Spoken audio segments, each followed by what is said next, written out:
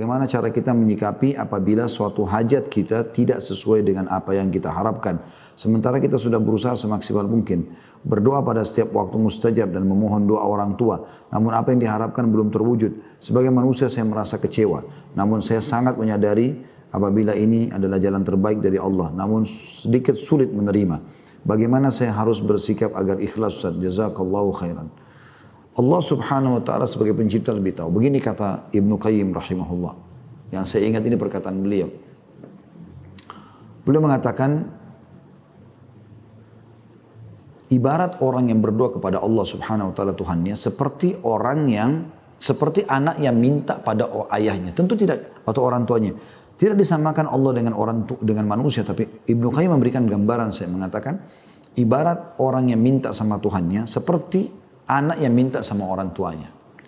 Anda kalau punya anak, minta sesuatu. Misal dia minta agar diizinkan keluar dengan temannya. Dan Anda sebagai orang tua, tahu benar temannya ini buruk.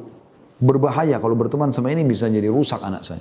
Misal, pertanyaan sederhana, apakah ibu atau bapak akan mengizinkan anaknya bergaul sama temannya itu? Jawabannya tidak. Walaupun anak kita merengek. Nggak mungkin kita kasih.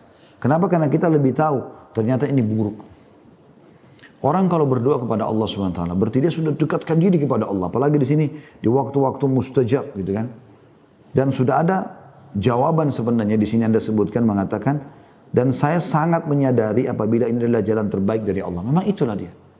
Cuman sempat diikuti dengan rasa kecewa-kecewanya dari syaitan. Ya, bisa saja ibu dan ayah tadi mengatakan pada anaknya, sudah nak, jangan bergaul sama ini, tapi bergaullah sama ini.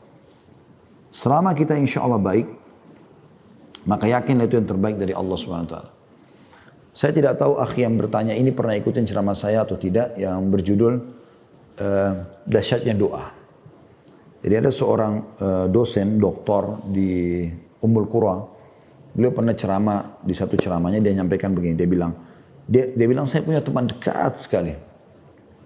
Orangnya sangat soleh, orangnya tampan, orangnya kaya. Luar biasa laki-laki ini. Gitu loh. Kesolehannya saya sudah cukup. Gitu. Dia melamar seorang wanita, dia rasa cocok, kemudian diiyakanlah. Udah ditentukan tanggal segala macam, mahar. Subhanallah, beberapa hari setelah itu tiba-tiba perempuan, beberapa hari sebelum hari H pernikahan, tiba-tiba saja perempuan ini batalkan. Pokoknya dia bilang sama orang tuanya, saya nggak mau nikah sama orang ini. Pokoknya saya nggak mau nikah. Intinya itu. Tidak mau tahu. Pokoknya saya tidak mau nikah sama laki-laki ini. Bayangkan aja. Perkataan ini luar biasa. Afwan, sebelum saya lanjutkan, ikhwan, dicukupkan ya pertanyaannya ini. Jangan ditambah lagi, sudah banyak ini. Jadi akhirnya, dia bilang, cobalah laki-laki ini ngelobi kepada orang tuanya. Orang tuanya tanya anak perempuan ini. Pokoknya anak perempuan sudah tidak mau. Intinya, batalkan pernikahan ini.